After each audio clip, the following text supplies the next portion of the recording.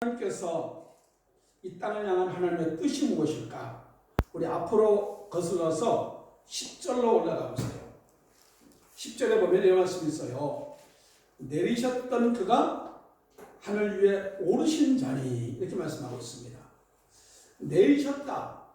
하나님께서 원래 하늘에 계셨던 분이기 때문에 이 땅에 내려오셨다 하는 거죠. 내리셨다가 다시 오르신 자니. 자, 우리 예수님이 원래 하나님이시기 때문에 하늘에 계신 분인데, 하늘에 계셨다가 내려오셨다가 다시 올라가셨다 하는 거죠. 그러면 왜 예수님이 이 땅 원래 그곳에 그냥 계시지 않고 오셨다가 또 올라가셨을까? 누가 왔다 가면은 왜 왔다 가는지 우리가 알아야 되잖아요. 여러분의 집에 누가 왔다 가도 저 사람 왜 왔다 갔지 알아야지. 모르면 안 되죠. 하물며 우리 예수님이 왜 오셨다가 다시 올라가셨을까? 이걸 알아야겠죠. 자, 대답을 찾아올 수가 있어요. 바로 이어서 10절에 이는 만물을 충만하게 하려 하시니라. 이 말을 조금 풀어서 얘기하면은 저와 여러분을 통해서, 우리 교회를 통해서 만물, 온 세상에 하나님의 은혜와 하나님의 영광이 충만하게 하려 하시니라 하는 것입니다. 이 충만하게 한다는 게 뭘까? 하나님의 은혜, 하나님의 영광이 충만하게 한다는 게 뭘까? 여러분, 지구촌 전체적으로 볼 때에 좀 부강한 나라, 저 나라에 살고 싶어 하는 나라가 어떤 나라가 있습니까? 미국, 캐나다, 영국, 스위스, 뉴질랜드, 덴마크, 네덜란드, 스위스, 독일도 해나요? 이런 나라들이죠. 어떤 나라 같아요? 대부분이 아니라 다 하나님을 잘 믿는 나라라는 것입니다. 그래서 그 나라에는 우선 정치적으로 안정되어 있어요. 큰 변동이 없어요. 그리고 항상 질서가 있고 안정이 되어 있습니다.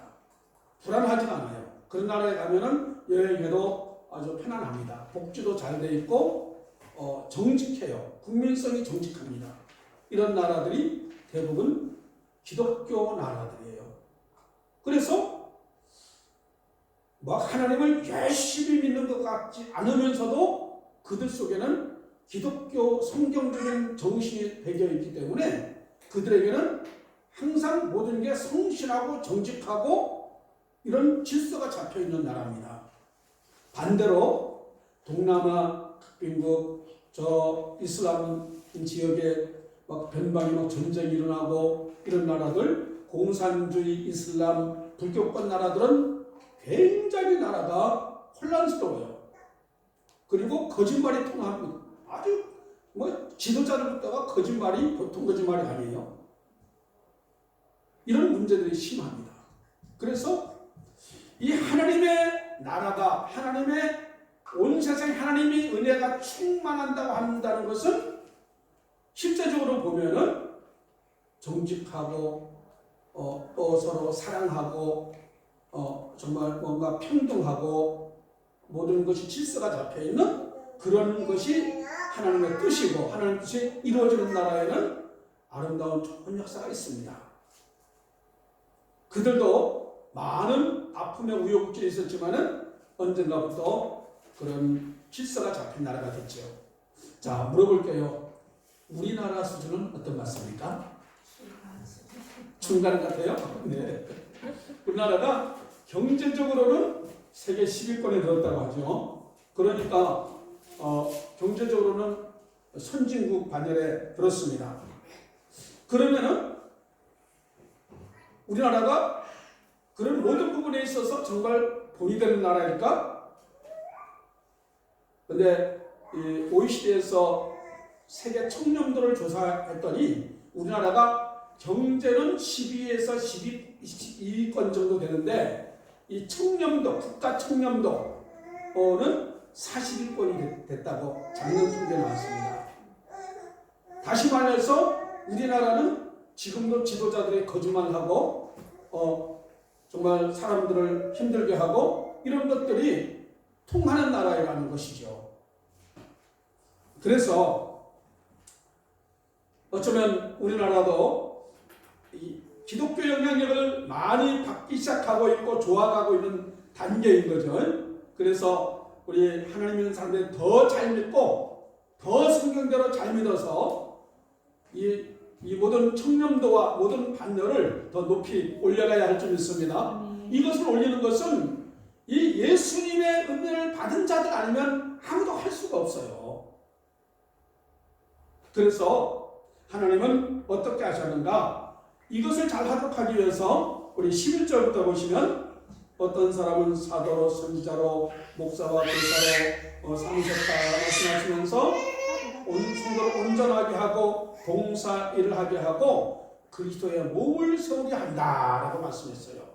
그리스도의 몸이 뭡니까? 교회죠. 그래서 하나님은 목회자를 비롯한 많은 복음 전하는 자와 선지자, 사도 이런 사람들을 통해서 교회를 든든하게 세우기 원하십니다. 교회가 든든히 설 때에 좋은 나라가 되는 줄 믿습니다. 그래서 우리 하나님은 교회를 세우셨는데 우리 12절부터 보면은 교회가 어떤 일을 하는가 쭉 나와 있는데요. 13절에 이런 말씀이 있어요. 우리로 하여금 온전한 사람을 이루어서 그리스도의 장성이 분량이 충분한 데까지 이르게 한다. 여러분, 이제 우리 교회도 또 이웃 교회도 해야 될 것은 우리가 온전한 사람을 이루어서 그리스도의 장성이 분량이 충분한 데까지 우리가 이루어가야 할 줄 믿습니다. 다시 말해서 우리가 영적으로, 지적으로, 성품과 사회적으로 성숙돼 나가는 일들을 해야 되는 것이지요. 그렇게 하기 위해서 교회가 해야 될 역할이 있는데 오늘도 보니까 복음 전하는 자라고 나와 있습니다. 복음 전한다. 목회자가 강단에서 설교하는 것도 복음 전하는 거, 캐리그마 선포하는 것이지만은 여러분들의 지역에 나가서 예수님의 복음을 전하는 것도 이 캐리그마인 것이지요. 이 헬라어로 복음을 선포한다, 전파한다, 캐리그마라고 합니다. 또 교회의 기능 중에 디다케, 교육의 목적이 있습니다. 그래서 오늘 말씀 목사와 교사로 세우셨다. 목사와 교사가 거의 동일시 나옵니다. 목사의 기능 중에 가르치는 기능이 사실 굉장히 중요해요. 그리고 여러분이 교사로서 가르치는 일들을 함께 해나가는 게 굉장히 중요한 사역입니다. 그래서 이 교육을 통해 가지고 우리 자신들이 좀 성숙되어 있는 지적으로 이 믿는 것과 아는 일의 하나가 되어 이렇게 했죠. 우리가 아는 만큼 믿어지고 믿은 만큼 우리 삶 가운데 놀라운 역사가 나타날 줄 믿습니다. 그 다음에 코이노니아가 있어요. 교제. 성도 간의 교제가 굉장히 중요하죠. 그래서 우리 온몸이 각 마디를 통해서 우리 온몸이 있는데 여러분의 눈과 코와 입과 귀와 손과 발과 모든 장기와 이런 것들이 서로 각 마디가 협력해가지고 여러분의 몸이 건강한 몸이 되고 여러분의 힘 있는 사람이 되는 거잖아요. 그런 것처럼 성도들이 각 예수님의 몸인데 교회가 예수님의 몸인데 여러분들이 각 지체이기 때문에 우리 같이 협력하면서 서로 도움받고 연합하고 서로 결합해가지고 아주 좋은 일들을 해나갑니다. 그렇게 함을 통해 가지고 뭐라고 합니까? 14절에 보니까 사람의 속임수와 간사한 유혹에 빠지지 않게 한다. 우리가 성도 교제가 잘 되면 어떤 성도가 이 속임수와 간사한 마귀 유혹에 안 빠지게 하는 줄 믿습니다. 그러므로 우리가 서로 교통하면서 저 성도가 요즘에 뭔가 좀 어려움이 있는 것 같아. 정말 찾아가주고 격려해주고 서로 돌봐주고 기도해주면서 함께 세워져 나갈 때에 마귀가 건드지 못할 줄 믿습니다. 간사한 유혹에 빠지지 않도록 해주시고 그래서 하나님의 은혜 가운데 함께 나가게 되는 그런 것이 성도의 교제, 코이노니아가 잘 돼야 되는 것이죠. 그 다음 네 번째는 디아코니아, 섬김입니다. 그래서 교회는 봉사의 일을 하게 하며라고 12절에 있는 것처럼 우리 교회는 봉사하는 일을 하는 것입니다. 네. 그리고 15절에 보니까 사랑 안에서 참된 것을 하여, 사랑 안에서 참된 것을 한다는 것은 서로 사랑하며 섬겨주고 돌봐주고 세워주는 이런 일들이 사랑 안에서 하는 것입니다. 그래서 우리 교회가 우리 교우 간의 어려운 사람들에게도 마찬가지고 이웃과 사회를 향해서 늘 섬김의 일, 디아코니아 사역을 잘 감당하는 교회가 되어야 하는 줄 믿습니다. 그래서 이 교회의 네 가지 기능이 균형 있게 잘 될 때에 건강한 교회, 좋은 교회가 되고 생명력 있는 살아있는 교회로 나가게 될 것인데, 우리 동선의 교회가 앞으로 정말 이 네 가지 균형을 잘 이룬 교회로 놀라운 일을 앞으로 주께서 해나가실 줄 믿습니다. 할렐루야. 네, 그래요. 그렇게 기대가 되는 것입니다. 그래서 우리 교회가 그런 교회가 됨을 통해서 실제 우리가 어떻게 돼야 될 것이냐, 우리 앞에 보면서 같이 읽을까요? 하나님의 자녀 성도가 해야 할 것은 그리스도의 장성한 분량이 충만한 데까지 이르는 것이다. 그래서 저도 목회하면서 여러분들이 예수님을 닮아가는 자녀로서 장성한 모습으로 잘 자라갈 수 있도록 그렇게 해나갈 것이고, 여러분들도 함께 그렇게 해나가야 될 줄 믿습니다. 그래서 그리스도의 장성한 분량이 충만한 데까지 이루는 게 뭘까? 그게 오늘 우리 22절부터 있는 말씀인데요. 자, 썩어져가는 구습을 주는 옛사람을 벗어버리고, 옛사람을 벗어버리라. 그 다음에 새 사람을 입으라. 크게 두 가지 말씀을 하고 있죠. 자, 옛사람을 벗어버리고 새 사람을 입어라. 마치 굉장히 쉬운 것 같죠? 우리 시장에 가서, 마트에 가서 새 옷을 사오면 입었던 헌옷을 벗어버리고 새 옷을 입죠? 우리 옛사람을 벗고 새 사람을 입는 게 이처럼 쉬우면 좋겠죠? 네. 옛사람을 훌 벗어버리고 새 사람을 탁 입으면, 저 사람 어저께까지는 옛사람인데 오늘부터 보니까 새 사람이야? 이러면 얼마나 좋겠습니까? 그런데 하루아침에 되는 건 아닙니다. 그래서 이 말씀의 의미를 보면요, 구습을 쫓는 옛사람을 벗어버리고, 거기에 원어의 뜻을 보면은 계속적으로 벗어버리고 새 사람을 입으라, 그 말 속에는 새 사람을 계속적으로 입어가라라는 그런 점진적인 그런 의미를 주님께서 말씀하고 있는 것입니다. 그래서 우리가 옛사람을 벗어버리고 새 사람을 입는 일을 점진적으로 해나가야 되는데, 그럼 옛사람이 어떤 것을 벗어버려야 될까? 우리 25절부터 보면은 거짓을 버리고 참된 것을 말라라, 이렇게 말씀합니다. 거짓말을 벗어버려라. 이 후진국일수록 거짓말이 많아요. 선진국일수록 거짓말이 안 통합니다. 이번 대선에도 좀 대선에 나오는 사람 중에도 막 거짓말이 심하다 그런 말이 막 나오기도 해요. 거짓말하는 사람이 대통령이 되면 안 되겠죠. 말이 안 되겠죠. 어쨌든 이 후진국일수록 거짓말이 통하는데 선진국일수록 거짓말이 안 통합니다. 우리나라가 정말 더 성숙한 나라가 되려면 정직한 사회가 돼야 하는 줄 믿습니다. 그래서 이 정직이 굉장히 중요해요.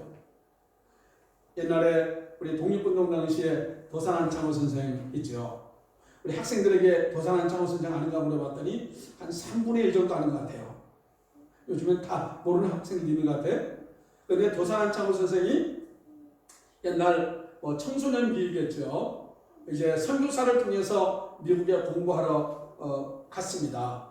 그래서 우리나라의 이승만 박사를 비롯한 지도자들이 미국에 공부하러 갔는데, 이 도산한 창호도 공부하러 갔는데 미국에 가서 이력서를 쓰게 된 거 아닙니까? 이력서를 쓰는데 도산한창호 선생이 그 당시 일제시대 때 너무 나라가 어지럽다 보니까 중학교 중퇴래요, 학력이. 그런데 미국에 유학 갈 수준이 안 되는 거야, 중학교 중퇴가지고. 그런데 미국으로 유학 보내가지고 이력서를 쓰는데 이력서에 중학교 중퇴라고 쓰니까 그 초대한 선교사님이 아니 안창호 청년 이런 이력서 가지고는 안 돼. 이런 학교는 받아줄 수가 없어. 그래서 이거 조사도 안 하니까 중학교 졸업이라고 써. 그렇게 했대요. 근데 도산한 선생이 그때 한 이야기가 나는 우리 나라를 위해서 일하려고 공부하러 왔는데 가장 기초가 정직인데 정직하지 못하게 내가 지도자 공부해가지고 지도자가 될 수가 없습니다. 그러면서 그냥 중학교 중퇴라고 썼대요. 특기가 뭐냐 하니까 특기는 벤 놓젓는 거 하고 그 다음에 청소하는 거 이것이 특기라고 그렇게 적었대요. 그러니까 이 대학 교수들이 보고 너무 우스운 거죠. 무슨 대학교 무슨 입학권서에 무슨 이런 것 가지고 그걸 뭐 특기라고 쓰고 중학교 중퇴가 이렇게 했나. 그래서 다 무시했는데 그런데 교수들이 뭔가 의논을 하게 할 수밖에 없었대요. 아니, 저 사람 보니까 보통 사람 같지는 않고 사람이 굉장히 정직하게 보이고 바르게 보이고 뭔가 좀 사람이 쓸만하게 보이는데 이 학력과 이런 것을 봐서는 안 되겠지만 그러나 그대로 보내기는 아까운 것 같다. 교수들이 다 협의한 결과 그 속여도 되는 건데 그거 조사도 안 하는데 그러나 정직하게 하는 거 보니까 그래 한번 세워줄 필요가 있지 않나. 그래서 합격을 시켰대요. 그렇게 해서 공부했다는 이야기가 있습니다.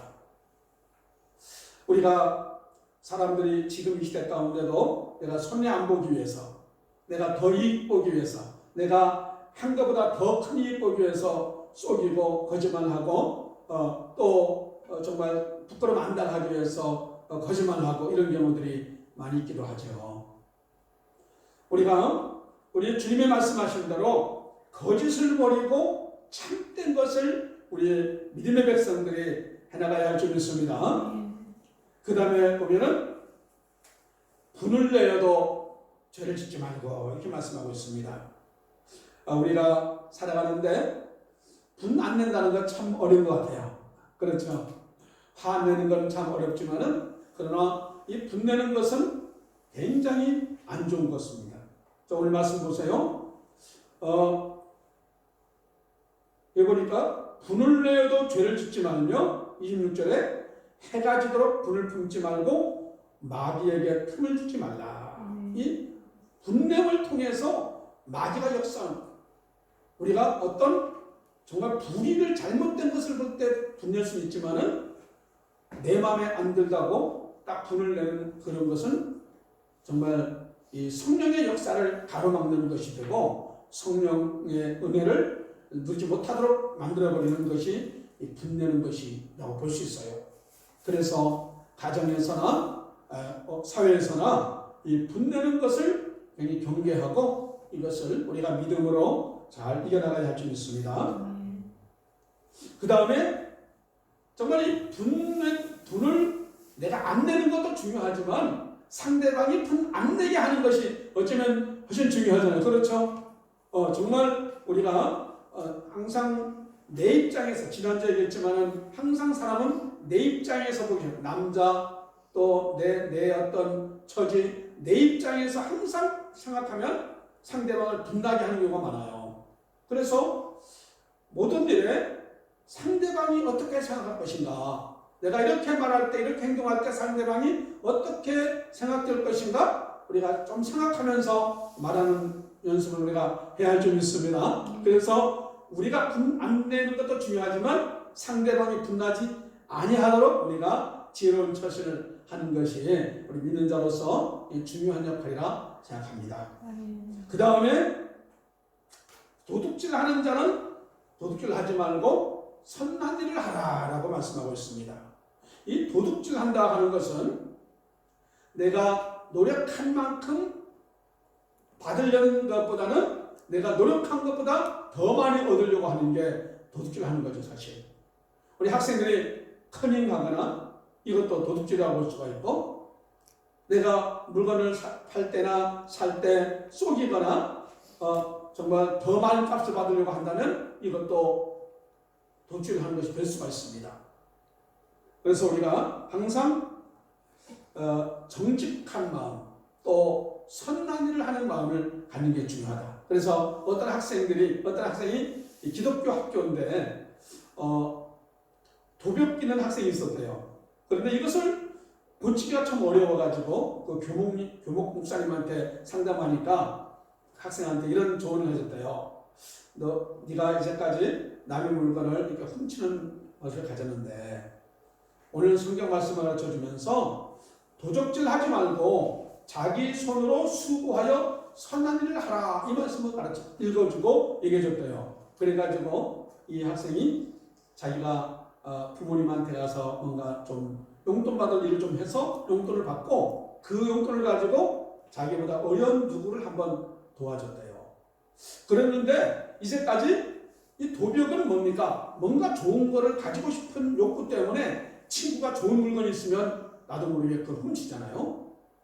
그랬는데 한번 내가 가지고 있는, 내가 번 돈을 가지고, 용돈을 가지고 어려운 누군가를 도와줬더니 그 기쁨이 내가 남의 물건을 훔쳤을 때 오는 그 취득한 기쁨도 있겠잖아요. 그러나 그것보다 훨씬 큰 기쁨을 경험하고 그때부터 이 도벽을 고쳤다 하는 그런 예화가 있어요.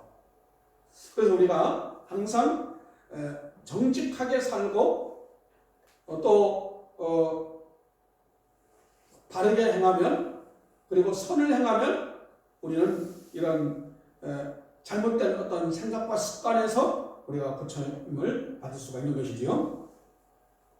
그 다음에 선한 말을 하라. 더러운 말을 입 밖에 내지 말고 선한 말을 하라, 이렇게 말하고 있습니다. 더러운 말이 어떤 말입니까? 불평하고 비방하고 험담하고 이런 말들이겠죠. 우리는 정말 내 감정대로 함부로 말하고 그럴 수가 있습니다. 우리 실제 하는 말이나 듣는 말 중에 어떤 말들이 있어요? 우리 최 집사님 어떤 말을 자꾸 듣는가 모르겠어요. 네, 우리가 나도 모르는 사이 상대방을 불편하게 하고 나는 바르게 말한 것 같은데 상대방이 내 말을 듣고 힘들어하고 또 정말 괴로워한다면 그것은 더러운 말이라고 볼 수 있겠죠. 넓은 의미에서. 그래서 반대로 이 선한 말은 뭡니까? 내가 상대방이 말했을 때에 그 사람이 정말 좋아하고 편안해하고 또 힘을 얻고 할 수 있다면 그 말은 선한 말이 될 수가 있겠죠. 그래서 항상 우리가 고마워요, 수고했어, 잘 될 거야, 걱정하지 마, 기도할게, 늘 격려하면서 선한 말을 하는 훈련들을 우리가 해나가야 좀 있습니다. 그래서 성령님을 근심하게 하지 말고 도리어 성령님을 기쁘게 하는 그러한 모습으로 우리가 나가야 할 점 있습니다.